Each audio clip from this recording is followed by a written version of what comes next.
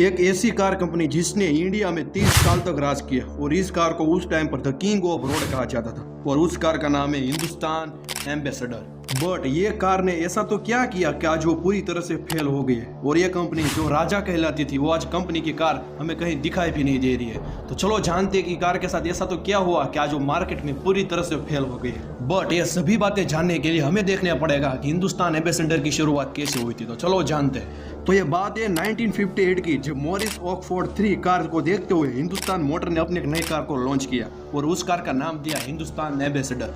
जो कार देखने में सबसे अच्छी लग रही थी, उसका लुक भी बहुत अच्छा था और इस कार की डिजाइन अलिक एसिगोनिस नाम के व्यक्ति ने इस कार की बहुत अच्छी डिजाइन दी थी और जब ये कार मार्केट में आई तो सबको बहुत अच्छे लगने लगी। मार्केट पर जहाँ भी देखो बड़े बड़े बिजनेसमैन, पॉलिटिकल, पुलिस वाले लोग और बड़े बड़े सभी सेलिब्रिटी देखो सभी लोग ये हिंदुस्तान एम्बेसडर का यूज करने लग गए थे और ये हिंदुस्तान एम्बेसडर कार इतनी फेमस हो गई थी इंडिया में कि जहां पर भी देखो रोड पर सिर्फ एक ही कार दिखती थी, हिंदुस्तान एम्बेसडर। और जब ये कार पॉपुलर होने लगी तब इसके कई मॉडल भी आए जैसे कि एम्बेसडर एविगो, एम्बेसडर एनचोर। बट ये सभी मॉडल मार्केट के अंदर ज्यादा देर तक टिक नहीं पाए, सभी मॉडल बहुत बुरी तरह से फेल हो गए और बीच में ऐसा भी टाइम आया था जब एम्बेसडर की सेल एकदम डाउन हो गई थी। और फिर एंट्री होती है 1983 में मारुति सुजुकी की, जब उसने अपनी नई कार लॉन्च की थी जिस कार का नाम है मारुति 800 और इस कार ने हिंदुस्तान एम्बेसडर की कार को पूरी तरह से पछाड़ी दिया। और जब मार्केट में मारुति 800 आई तब उसकी प्राइस 53,000 थी। जहां भी देखो सभी लोग यही कार लेने पे लग गए थे। मारुति 800 इतनी पॉपुलर होने लग गई थी कि हिंदुस्तान एम्बेसडर 1980 से बहुत कम होने लग गई थी। सभी लोग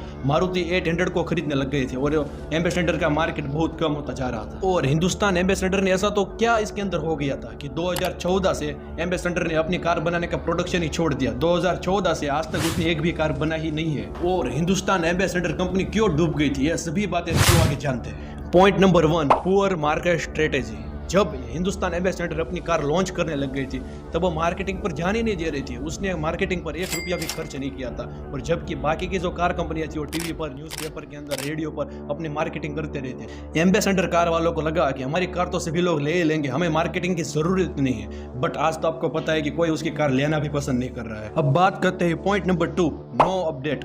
मतलब कि पिछले 50 साल से एम्बेसडर कार वालों ने अपना कोई नया मॉडल ही नहीं बनाया। उसको लगता था कि हमारा व्हाइट मॉडल सबसे अच्छा है, इससे अलावा कोई अच्छा मॉडल हो ही नहीं सकता। मगर आज तो आपको पता है कि एम्बेसडर का ये मॉडल कोई लेना भी नहीं चाहता। अब देखते हैं point number 3, high price.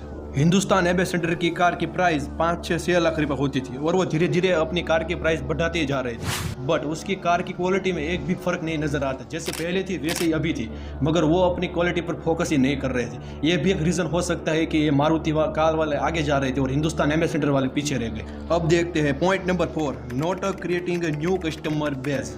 Hindustan ambassador लोग जैसे कि बड़े बड़े लोग ही यूज कर रहे थे। जैसे हम देखें तो पुलिस वाले लोग, बिजनेसमैन, बड़े बड़े सेलिब्रिटी, ये सभी लोग इस कार का यूज कर रहे थे। उसने कभी छोटे लोगों पर ध्यान ही नहीं दिया, जैसे कि मिडिल क्लास लोग ये इस कार को नहीं अफोर्ड कर पा रहे थे, इसकी प्राइस कम नहीं की, प्राइस बढ़ाते गए, वो सभी बातें इसको ध्यान ही नहीं दी और सिर्फ बड़े बड़े लोगों पर ध्यान दिया, जिसकी वजह से ये कार आज पूरी तरह से फेल हो गई।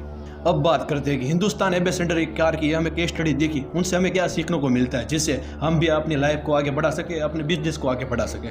पॉइंट नंबर 1, काम करना कभी बंद मत करो। हिंदुस्तान एम्बेसडर कार अपनी पॉपुलरिटी को देखते हुए कुछ नया कर ही नहीं रही थी, जैसे कि हवा में आगे हो ऐसा सबको लग रहा था। ये अपने कार पर बहुत ज्यादा ध्यान भी नहीं दे रही थी, इसको इंप्रूवमेंट भी नहीं कर रही थी, जिसका नतीजा आज आप देख ही रहे हो। इसलिए अपने बिजनेस को यार आगे बढ़ाने के लिए नए नए तरीके अपनाते जाओ। अब बात करते हैं पॉइंट नंबर 2, समय के साथ बदलो।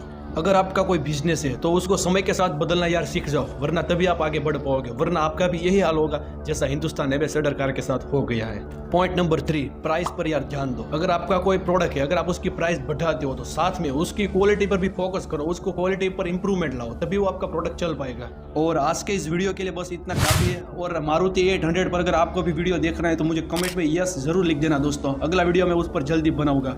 अगर आपको ऐसी बिजनेस केस स्टडी वीडियो देखना बहुत पसंद है तो यार हमारे चैनल को यार सब्सक्राइब जरूर कर देना। आज हमारे 5 सब्सक्राइब कंप्लीट हो चुके हैं, अगर आप करोगे तो 6 हो जाएंगे। तो चलो मिलते हैं कल एक नए वीडियो के साथ, तब तक के लिए जय हिंद, वंदे मातरम।